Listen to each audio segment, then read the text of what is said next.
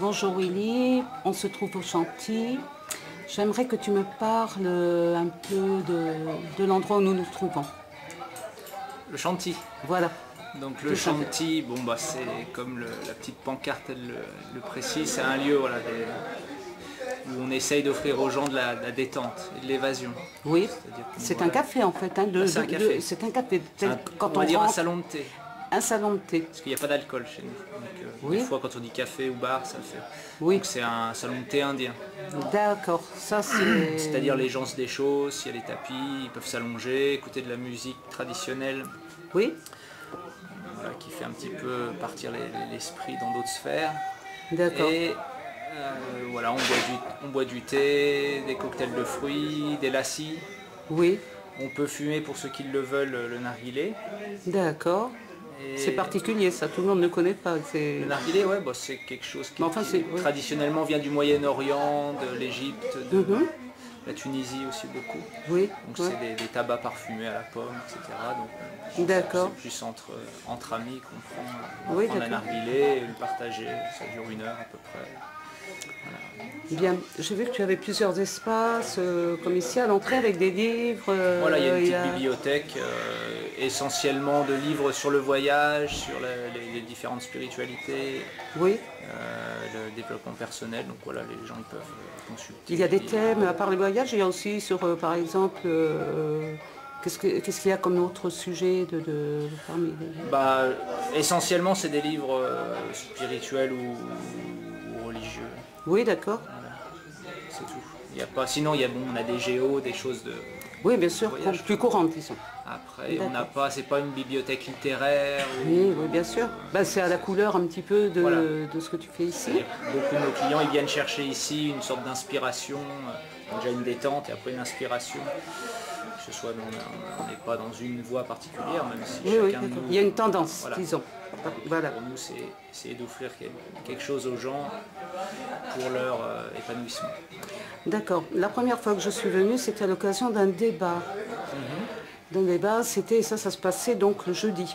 Voilà. Bah, tous les jeudis au Chantilly le soir, oui. On a des activités culturelles. Oui. Il y a beaucoup de cafés philosophiques, on a des cafés théologiques, des cafés débats, effectivement, comme la dernière fois, avec un petit film. On fait venir un spécialiste d'un sujet particulier, là c'était la peine de mort aux États-Unis. Oui, d'accord. Il y a des intervenants, ce sont eux qui organisent le débat en relation avec toi? Voilà, ça dépend. Le Chantilly, lui, organise tout ce qui est café philo, théo. La plupart des choses, en fait, c'est le Chantilly qui organise. Mais après, on est en partenariat avec d'autres associations, dont, en l'occurrence, c'était Liberté Culture. Liberté Culture, avec Sarah. Donc on a déjà fait, ça doit être la 3e soirée qu'on fait avec elle. Donc là, c'est nous, on organise rien du c'est elle qui vient. Disons que ici, c'est l'encadrement, c'est l'espace. Nous, on met à disposition la salle. Voilà, et elle vient avec. D'accord. Alors évidemment, faut que l'esprit colle avec le Chantilly. C'est-à-dire qu'on ne va pas faire des débats qui nous touchent pas ou qui nous... Donc avec Sarah ça passe bien, donc oui, d'accord. Je me souviens qu'il y avait une dame qui avait dirigé les débats, justement, donc cette consultante, cette intervenante avait été invitée finalement par Sarah. Par Sarah qui, donc elle est venue de Paris, c'est une spécialiste justement des États-Unis, elle a écrit un livre qui nous a d'ailleurs gentiment offert, qui est dans la bibliothèque maintenant. Ah c'est bien, oui, moi aussi je l'ai lu du coup, c'est intéressant. Qu'est-ce que je veux dire, tu m'as dit aussi, ça c'est pour les jeudis. Voilà, tous les jeudis soirs il y a des activités soit culturelles, on va dire cérébrales, comme café philo, des discussions, bon c'est très familial. Hein, oui, bien sûr, c'est ça. Très sympa. Important. Et après on a aussi certains jeudis où c'est plus des expérimentations. Donc, on a fait plusieurs soirées avec un ami qui fait du bol chantant tibétain, donc il amène sa vingtaine ou trentaine de bols et puis... Donc là c'est plus une expérimentation. On fait aussi des chants traditionnels de l'Inde. D'accord. Des mantras avec des percussions, des instruments indiens. Ah, ok. Donc là c'est pareil, les gens y viennent, on leur donne les mantras à chanter. D'accord, c'est particulier, ça il faut connaître. Quelque chose, voilà, ça c'est une découverte pour les uns et puis pour les autres. C'est une façon de passer un message un petit peu d'une connaissance particulière. On a fait aussi des chants amérindiens avec une association qui est pas très loin de Dijon. C'est des amis qui vivent dans des yourtes et des tipis dans les bois. Oui. et qui eux sont dans la voie amérindienne. D'accord. Qui font des huttes de sudation chez eux, et ils sont venus ici présenter leur association, ils ont fait des chants des Indiens d'Amérique. Oui, d'accord. Avec le tambour, ils ont allumé la sauge, c'était tout enfumé. D'accord. Là, on essaye de faire découvrir différentes Ce sont des cultures et voilà. des modes d'expression qui émanent de cultures qui sont méconnues ici ou inconnues. Exactement. Mais par contre, on essaye toujours de planter quelque chose d'authentique dans le sens qui est relié à une tradition ancestrale. C'est-à-dire on n'est pas trop dans les sphères un peu New Age où on va... on aime bien, enfin moi en tout cas, j'aime bien quand c'est connecté à quelque chose une vraie tradition, ou par exemple si là je vais en Inde, les chants que nous on chante là, ils sont chantés en Inde depuis des milliers d'années et ils sont encore chantés aujourd'hui. Donc c'est traditionnel. Les chants amérindiens, c'est pareil, on va voir les Sioux Dakota, ils chantent ces chants-là, etc. C'était transmis de maître à disciple. Donc nous, on aime bien. Et dans la semaine, il y a un autre jour, donc c'est Voilà, il y a le mardi soir. Le mardi soir. On appelle vulgairement un bœuf musical, c'est-à-dire là c'est quelque chose le chantier est ouvert aux musiciens. Qui viennent avec leur instrument, donc c'est acoustique.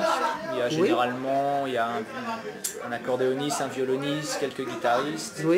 Il peut y avoir des chanteurs aussi du coup. Il y en a qui chantent, il y en a qui viennent faire du derbouka, on a des tchic tchic tchic, des bling bling chacun. Et le but c'est de l'improvisation, c'est-à-dire qu'il y en a un qui part sur 2-3 accords et les autres se calent dessus. C'est des morceaux qui vont durer. Chacun avec sa tendance personnelle peut enchaîner sur une impro de départ. Le but c'est de ne pas faire quelque chose de complètement cadré où on va faire une reprise d'un truc qui existe déjà, même si ça se fait aussi un petit ça peu. peut se faire.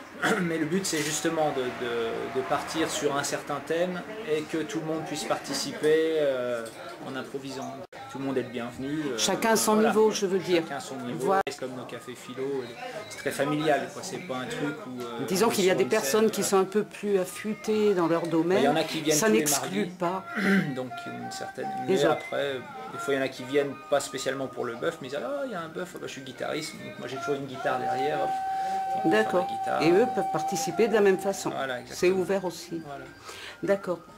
Sinon il y a un projet donc, qui est une vision un peu à long terme. Nous, on est en train d'aménager le caveau qui est en dessous du chantier. On a une assez grande pièce où on va développer plus un espace culturel et d'expérimentation, puisque ce sera une salle réservée à des profs de yoga, de tai chi, de chant indien, de chant amérindien, enfin toutes nos activités culturelles, on va les centraliser en fait dans le caveau. Et ce sera plus que le jeudi, ce sera constamment, et les gens auront le choix, tiens tel jour je peux faire... Il y aura des horaires, disons, de structure... je dis n'importe quoi, tous les mardis à 18h, il y a du hatha yoga, donc le client peut venir faire on peut venir librement, il faudra s'inscrire, il y aura des... Alors, je pense qu'on fera un système, la personne pourra venir expérimenter 2-3 séances si ça lui convient. Et si ça lui convient, après non, elle se fera s'inscrire, genre... on n'a pas encore trop réfléchi, mais soit trimestre, soit une carte avec 10 séances. De fidélisation, disons, ou de rendez-vous. Parce que toutes ces voies ou pratiques demandent une sorte de régularité. Ça ne sert pas à grand chose de venir faire un petit peu de ça. C'est disons au départ pour s'informer comme ça, pour découvrir. Et après c'est comme de tout. D'accord. Et puis il y a les intervenants quand même, des personnes qui viennent. Ce sera vraiment des profs qui viennent, donc il faut qu'il y ait les élèves. On va faire aussi, on a un ami qui fait du tabla, des percussions indiennes, donc il y aura des initiations au tabla. D'accord. Le caveau il est grand? Combien il est? Il fait une 40aine de mètres carrés. D'accord. Donc c'est à taille humaine qu'on va dire. C'est pas le truc énorme, mais on peut quand même faire des shows, des petits spectacles, de la danse. D'accord. Ce sont des bons projets. On espère que ça... Bon, merci. Merci pour tous ces renseignements. Puis alors, bonne continuation. Puis surtout, à la rentrée, pour ceux qui seront intéressés, au moins ne serait-ce que pour boire un thé, un café, ou écouter, ou consulter un livre, ou même avoir peut-être un renseignement, parce qu'on peut être étonné aussi quand on vient là. On ne connaît pas, donc ils peuvent poser des questions finalement et découvrir un lieu. Merci beaucoup. À bientôt.